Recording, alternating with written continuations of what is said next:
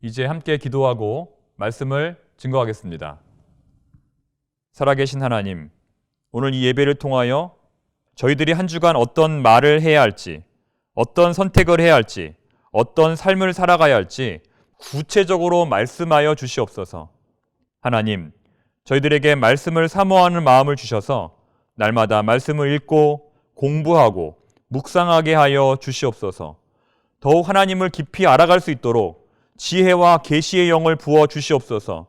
언제나 말씀이 삶의 기준이 되게 하시고 말씀에 이끌려 사는 복된 삶이 되게 하여 주시옵소서. 기도가 깊어지기를 원합니다. 기도의 시간이 점점 더 길어지기를 원합니다. 기도 가운데 말씀하시는 하나님의 음성을 듣게 하시고 기도 가운데 인도하시는 하나님을 만나게 하여 주시옵소서. 질병으로 고통받는 성도들이 있습니다.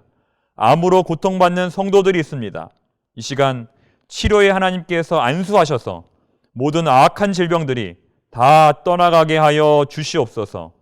우리 안에 있는 모든 불안한 마음과 염려들도 하나님의 평강으로 변화되게 하여 주시옵소서. 예수님의 이름으로 기도드립니다. 아멘. 어느 날 사춘기 자녀가 부모에게 말합니다. 지금까지 아빠가 해준 게 뭐야? 이게 다 엄마 때문이야. 이제껏 낳아주고 키워주고 가르쳐 주었건만 자녀는 부모에게 고맙다고 말하기는커녕 자기가 원하는 그 한 가지가 해결되지 않았다며 부모에게 원망합니다. 우리와 주님과의 관계도 마찬가지입니다. 주님께서는 한없는 사랑을 우리에게 주시지만 우리의 마음이 다른 곳에 가 있으면 주셨어도 주신 게 없고 받았어도 받은 것이 없습니다. 예전에 어떤 형제가 신앙 상담을 하며 이렇게 말했습니다. 신앙생활한 지 수십 년이 지났지만 은혜 받은 것이 하나도 없습니다. 되는 일도 없고 하는 일마다 실패뿐입니다. 왜 내 인생은 풀리지 않을까요? 그런데 이렇게 말하는 형제는 이미 외국어 고등학교 출신의 명문대학 학생이었습니다. 그런 형제가 정말 수십 년 동안 은혜 받은 것이 하나도 없을까요? 자기가 원하는 그 한 가지가 해결되지 않았기 때문에 그는 자기의 인생을 이렇게 실패한 인생으로 치부하게 되었던 것입니다. 사람들이 원하는 은혜는 무엇일까요? 자기의 뜻이 이루어지는 것입니다. 내가 원하는 것을 얻는 것이 은혜입니다. 그러나 주기도문에서 예수님은 이렇게 기도하십니다. 아버지의 나라가 오게 하시며 아버지의 뜻이 하늘에서와 같이 땅에서도 이루어지게 하소서. 예수님조차도 자신의 나라가 아닌 하나님의 나라가, 자신의 뜻이 아닌 하나님의 뜻이 이루어지기를 기도합니다. 나의 뜻대로 마시고 아버지의 뜻대로 하옵소서. 예수님의 제자들은 정말 문제가 많았습니다. 요한의 어머니는 자기의 두 아들이 하나는 주님의 우편에, 하나는 주님의 좌편에 앉게 되기를 청했습니다. 그러나 실상 다른 제자들의 마음도 똑같았습니다. 그들이 예수님을 3년 동안 따라다닌 가장 큰 목적은 예수님의 좌우편에 앉기 위해서였습니다. 예수님의 좌우편에 앉아 최고의 권력자가 되는 것이 그들의 꿈이었습니다. 물론 나중에 성령 받고 나서는 변화되어 이러한 꿈에서 깨어나지만 우리는 여전히 이러한 꿈 가운데에서 신앙생활 할 때가 많습니다. 사도 바울은 자신이 가진 모든 것들을 배설물처럼 버린다고 말합니다. 자기의 재능, 자기의 신분, 자기의 지식, 자기의 명예. 왜 그럴까요? 왜 그 아까운 것들을, 왜 그 좋은 것들을 배설물처럼 버릴까요? 왜냐하면 그것들 때문에 예수님을 만날 수 없었기 때문입니다. 왜냐하면 그것들 때문에 십자가의 예수님을 하나님의 아들로 깨닫지 못했기 때문입니다. 하나님에 대한 자신의 열심, 그리고 율법에 대한 자신의 지식이 오히려 예수님을 만나는데 방해가 되었던 것입니다.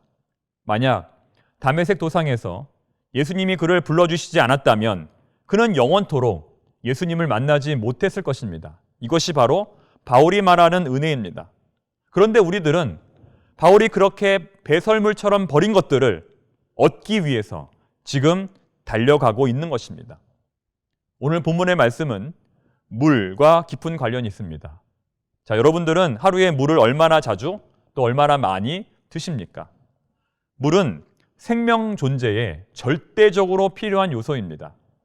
몇 년 전 화성이라는 행성에 물의 존재가 확실하다 해서 과학자들이 흥분한 적이 있습니다. 굉장히 짠 물이었지만 그럼에도 필경 어떤 미생물이라도 있을 것이라 추측한 것입니다. 우리가 사는 지구의 70%가 물입니다. 우리의 몸도 70%가 물입니다. 지구에 어느 순간 비가 오지 않으면 재앙이 오듯이 우리의 몸 역시 단 몇 퍼센트만 물이 부족해도 큰 위험이 닥칩니다. 특별히 암은 수분 부족 때문에 오는 경우가 많다고 하지요. 그래서 지금 같은 겨울에는 더욱더 많은 수분을 우리 몸에 공급해 주어야 합니다. 이처럼 물은 중요합니다. 그래서 우리는 삶의 여러 가지 중요한 요소들을 이 물로 표현합니다. 사랑을 물로 표현하면서 사랑에 목마르다고 말합니다. 진리를 물로 표현하면서 진리에 목마르다고 말합니다. 좋은 친구를 사귀어야 좋은 물이 든다라고 말하기도 하고, 활동력이 좋은 사람을 가리켜서 물 만난 고기 같다 이렇게 표현합니다. 성경 역시도 물 이야기로 시작해서 물 이야기로 마칩니다. 창세기 1장 2절은 이렇게 말씀합니다. 하나님의 영은 수면 위에 운행하시니라. 곧 물은 하나님의 창조시에도 매우 중요한 역할을 했다는 것입니다. 성경에서 물은 하나님의 구원과 생명을 상징합니다. 그래서 하나님은 우리를 물가로 초대하십니다. 오호라 너희 모든 목마른 자들아 물로 나아오라. 물로 나아오라. 구원의 근원이 되시는 하나님께 나와 참된 생명을 경험하라는 것입니다. 예수님도 같은 말씀을 하셨습니다. 누구든지 목마르거든 내게로 와서 마시라. 나를 믿는 자는 성경의 이름과 같이 그 배에서 생수의 강이 흘러나오리라. 여기서 놀라운 사실은 예수님 그분 자신도 우리에게 생명의 근원이 되시지만 예수님을 믿는 자도 생수의 근원이 될 수 있다는 것입니다. 그리고 성경의 마지막 책인 요한계시록도 이렇게 말씀합니다. 성령과 신부가 말씀하시기를 오라 하시는도다. 듣는 자도 오라 할 것이요 목마른 자도 올 것이요 또 원하는 자는 값없이 생명수를 받으라 하시더라. 이처럼 성경은 물로 시작해서 물로 마치게 됩니다. 아브라함은 본래 풍족한 환경에서 살았던 사람입니다. 자식이 없는 것 빼고는 모든 것이 그에게 부족함이 없었습니다. 그런데 하나님은 물 하나 없는 척박한 땅으로 아브라함을 부르셨습니다. 하나님은 왜 사막으로, 하나님은 왜 물 한 방울 없는 불모지로 아브라함을 인도해 내셨을까요? 여기에는 깊은 하나님의 뜻이 있습니다. 세상에서 물이 풍족하면, 세상에서 물이 넉넉하면 사람들이 어떻게 될까요? 하나님을 잊어버리게 됩니다. 모든 것이 하나님이 만드신 것임을 잊어버리고 하나님을 떠나게 됩니다. 즉 하나님은 아브라함이 그것을 회복할 수 있도록 그의 환경을 변화시키신 것입니다. 오직 하나님만 바라볼 수 있는 곳으로, 오직 하나님만 바라볼 수 있는 곳으로 아브라함을 인도하신 것입니다. 출애굽한 이스라엘 백성들은 모세에게 물었습니다. 왜 너는 우리를 애굽에서 이끌어냈느냐? 자식들과 가축들을 다 목말라 죽게 할 작정이냐? 그러자 하나님께서 모세에게 말씀하셨습니다. 너는 반석을 치라. 너는 반석을 치라. 그것에서 물이 나오리니 백성이 마시리라. 그래서 모세가 바위를 쳤더니 정말 거기에서 물이 나왔습니다. 이것은 대단히 상징적인 의미입니다. 보통의 바위에서는 절대로 물이 나올 수 없습니다. 마셔야 할 물이 어디서 나오는가? 바로 우리 하나님으로부터 나온다는 것입니다. 오늘을 사는 우리들도 마찬가지입니다. 우리도 하나님을 믿는다고 하면서 실제로는 엉뚱한 것만 찾고 있습니다. 물은 넘치고 있지만 세상은 여전히 목마릅니다. 마시면 마실수록 더욱 갈증만 심해질 뿐입니다. 오늘 본문에 나오는 사마리아 여인의 이야기는 우리에게 참 물이 무엇인지, 우리에게 참 생명의 근원이 무엇인지를 가르쳐주고 있습니다. 예수님께서 사마리아 여인에게 말씀하십니다. 나에게 물을 좀 달라. 그러자 사마리아 여인은 예수님에게 이렇게 답합니다. 당신은 어찌하여 나에게 물을 달라 하십니까? 당신은 대체 누구입니까? 당신은 이 우물을 만들었던 야곱보다 더 위대한 사람입니까? 예수님께서 답변하십니다. 그렇다. 나는 이 우물을 만들었던 야곱보다 훨씬 더 위대한 사람이다. 나는 야곱보다 훨씬 더 좋은 물을 너에게 줄 수 있다. 그 물을 마시면 너는 영원히 목마르지 않을 것이다. 이런 물을 내가 원하느냐? 내 주님 원합니다. 내 주님 원합니다. 그런 물을 원합니다.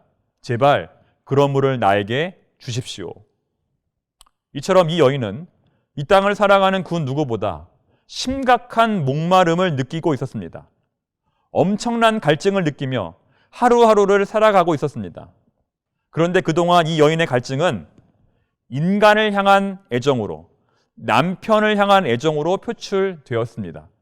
어찌된 연유인지는 잘 모르겠지만 현재 그녀는 6번째 남편과 동거하고 있습니다. 당시의 상황을 아무리 고려한다 할지라도 그것은 결코 평범한 일이 아닙니다. 그래서 예수님께서 말씀하십니다. 가서 내 남편을 데려오라. 하지만 그녀는 분명히 말합니다. 나에게는 남편이 없습니다. 왜 그녀는 누구보다 남편이 많았지만 왜 자신에게 남편이 없다고 말하는 것일까요? 그녀가 남편이 없다고 말하는 이유는 아무 소용이 없었기 때문입니다. 남편이 한 명이 아니라 6명이나 되었음에도 불구하고 아무런 소용이 없었기 때문입니다. 아니, 오히려 남편이 많으면 많을수록 문제만 더욱 복잡해졌던 것입니다. 그래서 그녀는 자신에게 남편이 없다고 말하는 것입니다. 이제 그녀의 관심은 남편이 아니라 종교로 이어집니다. 신명기 12장에 따르면 오직 예배는 예루살렘에서만 드릴 수 있었습니다. 예루살렘이 아닌 다른 장소에서 드려지는 예배는 모두 무효였습니다. 그런데 지금 그녀는 예배에 대한 갈망이 있습니다. 지금 당장 하나님께 나아가 예배를 드리고 싶은 마음이 있습니다. 그러나 그 먼 예루살렘까지 도저히 갈 수가 없습니다. 지금의 현실에서는 하나님께 예배 드릴 수 있는 방법이 전혀 없습니다. 그래서 예수님께 묻습니다. 예수님, 지금 당장 예루살렘으로 갈 수가 없는데 어떻게 하면 될까요? 어떻게 하면 좋을까요? 그러자 예수님께서 이렇게 말씀하십니다. 이제 새로운 시대가 올 것이다. 예루살렘에 가지 않아도 예배를 드릴 수 있는 새로운 시대가 올 것이다. 그때가 바로 지금이다. 자, 우리 다 함께 요한복음 4장 23절 말씀을 함께 읽어보겠습니다.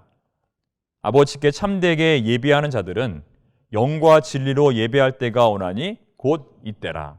자, 무슨 말일까요? 새로운 시대, 성전을 뛰어넘는 새로운 시대, 곧 영과 진리로 예배하는 그런 시대가 올 것이라는 말입니다. 여러분, 지금 이 시대는 어떤 시대입니까? 지금 이 시대는 성전에서 예배 드리는 시대가 아닌 영과 진리로 예배 드리는 시대입니다. 자, 그렇다면 어떻게 하는 것이 영과 진리로 예배를 드리는 것일까요? 먼저 영은 하나님의 영입니다. 하나님의 영, 거룩한 영입니다. 성령입니다. 예배는 곧 우리의 거짓된 영, 우리의 그런 영이 아닌 하나님의 거룩한 영으로 드려야 합니다. 그렇다면 진리는 무엇일까요? 진리는 요한복음의 핵심 용어입니다. 요한복음에만 무려 17번이나 등장하는 단어입니다. 요한복음에서의 진리는 예수님 그분 자신입니다. 예수님은 자기 자신을 가리켜 진리라고 표현하십니다. 진리를 알지니 진리가 너희를 자유케 하리라. 예수께서 이르시되 내가 곧 길이요 진리요 생명이니 나로 말미암지 않고는 아버지께로 올 자가 없느니라. 결정적으로 빌라도가 말합니다. 빌라도가 이르되 진리가 무엇이냐 하더라. 여러분, 그 진리는 바로 예수 그리스도입니다. 우리가 그렇게 찾아 헤매이던 진리는 바로 예수 그리스도입니다. 우리는 이 진리를 찾기 위해 여기까지 왔습니다. 우리가 오늘 교회에 나온 이유도 바로 여기에 있습니다. 즉, 사마리아 여인이 원했던 그 생수도, 예수님께서 말씀하셨던 그 샘물도, 빌라도가 십자가에서 물었던 그 진리도 바로 예수님 그분 자신인 것입니다. 이제 예배는 오직 한 분, 예수님을 통해서만 드릴 수 있습니다. 예수님만 계시다면 언제나 어디서나 우리는 하나님께 예배 드릴 수 있습니다. 그러나 반대로 아무리 좋은 곳, 아무리 좋은 예배당에 거한다 할지라도 예수님이 없으면, 예수님이 안 계시면 하나님께 예배 드릴 수 없습니다. 여러분은 어떠십니까? 여러분에게는 그 진리, 예수님이 계십니까? 이것이 바로 하나님은 영이시니 예배하는 자가 영과 진리로 예배할지니라는 말씀의 의미입니다. 오직 예수님만이 우리의 인생의 목마름을 해결하신다. 오직 예수님만이 우리 구원의 반석이다라는 믿음의 고백이 들어있는 것입니다. 그래서 예수님은 사마리아 여인에게 이렇게 말씀하십니다. 26절 말씀이죠. 예수께서 이르시되 내게 말하는 내가 그라 하시니라. 예수께서 이르시되 내게 말하는 내가 그라 하시니라. 여러분, 이 네 글자의 진리를 꼭 기억하시기 바랍니다. 내가 그라. 내가 바로 그 생수다. 내가 바로 너희들이 찾던 해답이다. 이젠 절대로 엉뚱한 데 가서 찾지 마라. 사랑하는 성도 여러분, 지금 여러분에게는 어떠한 고민이 있습니까? 지금 여러분에게는 어떠한 갈증이 있습니까? 오늘 이 예배를 마치고 집으로 돌아가시면 제일 먼저 무엇을 하실 계획이십니까? 혹시 가장 중요한 것을 놓치고 있는 것은 아닐까요? 집 문제도 중요하고, 땅 문제도 중요하고, 가정, 자녀, 사업의 문제도 중요하겠지만 지금 우리의 진짜 문제는 우리의 목마름을 해결해 줄 예수는 찾지 않고 자꾸 헛된 것만 찾는다는 데 있습니다. 생수를 마셔야 되는데 계속 소금물만 들이키고 있다는 것입니다. 그래서 결국 우리도 사마리아 여인처럼 계속 헛된 것만 갈구하다가 남편만 6명이 된 것입니다. 여러분, 언제까지 그렇게 하시겠습니까? 오늘 우리 주님께서 말씀하십니다. 내가 그라. 내가 그라. 테레사 수녀는 아버지가 돌아가셨을 때 사마리아 여인의 그림을 유산으로 받았다고 합니다. 그녀는 이 그림을 수도원 자기 방에 걸어놓고는 날마다 이렇게 기도했습니다. 주님, 저에게 그 물을 주십시오. 사마리아 여인이 마셨던 그 물을 저에게 주십시오. 여러분, 이 얼마나 놀라운 기도입니까? 이 얼마나 놀라운 기도입니까? 그리스도 예수님을 향한 엄청난 갈망이 그녀에게 있었던 것입니다. 이러한 갈망으로 인하여 테레사 수녀는 비록 체구는 작고 갸냘픈 여인이었지만 하나님 앞에 누구보다 크게 쓰임받을 수 있었던 것입니다. 우리에게도 이러한 기도가 필요합니다. 영적 갈망의 기도, 영적 갈증의 기도가 필요합니다. 사마리아 여인처럼 주님, 저도 그 물을 마시고 싶습니다. 주님, 저도 그 물을 마시고 싶습니다. 영원히 마르지 않는 그 물을 저에게 주십시오. 라는 그런 간절한 기도가 필요하다는 것입니다. 누가복음 16장을 보면 부자와 나사로의 이야기가 나옵니다. 부자는 날마다 호화로운 생활을 하지만 나사로는 먹을 것이 없습니다. 그런데 부자는 죽어서 어떤 고통을 받습니까? 물 한 방울이 없는 고통을 받습니다. 물 한 방울이 없는 고통을 받습니다. 살아있을 때는 마실 것이 넘쳤던 사람이 죽어서는 물 한 방울이 없습니다. 우리는 바로 그 한 방울의 물에 관심을 가져야 합니다. 단 한 방울이라도 그 물이 있을 때 우리는 비로소 구원에 이를 수 있습니다. 세상 물을 아무리 많이 마셔도 우리 주님이 주시는 물을 마시지 못하면 갈증은 떠나지 않습니다. 갈증은 해결되지 않습니다. 누구든지 목마르거든 내게로 와서 마시라. 나를 믿는 자는 성경의 이름과 같이 그 배에서 생수의 강이 흘러나오리라. 오늘 사마리아 여인은 생수의 근원이 되시는 예수님을 만났습니다. 생명의 근원이 되시는 예수님을 만났습니다. 그 결과 그녀의 인생의 모든 갈망은 다 해결되었습니다. 우리도 마찬가지입니다. 예수님을 만나야 우리 인생의 모든 문제가 해결됩니다. 예수님을 만나야 우리 인생의 모든 문제가 해결됩니다. 예수님을 만나는 것이 우리 인생에서 가장 중요한 것입니다. 이것보다 더 중요한 것은 없습니다. 바라기는 생명의 근원이 되시는 예수님을 만남으로써 우리 인생의 모든 갈망, 우리 인생의 모든 목마름이 진정 해결될 수 있기를 바랍니다. 기도하겠습니다. 사랑의 하나님, 사마리아 여인이 생명의 근원이 되시는 예수님을 만난 것처럼 저희들도 예수님을 만나기 원합니다. 예수님을 만나서 우리 인생의 목마름, 우리 인생의 갈증이 채워지기를 원합니다. 주님, 저희들에게도 그 생명수를 허락하여 주시옵소서. 저희들에게도 그 영원히 마르지 않는 생수를 부어 주시옵소서. 저희들에게 오직 예수님만을 갈망하고 갈구하는 믿음을 허락하여 주시옵소서. 예수님의 이름으로 기도드립니다. 아멘.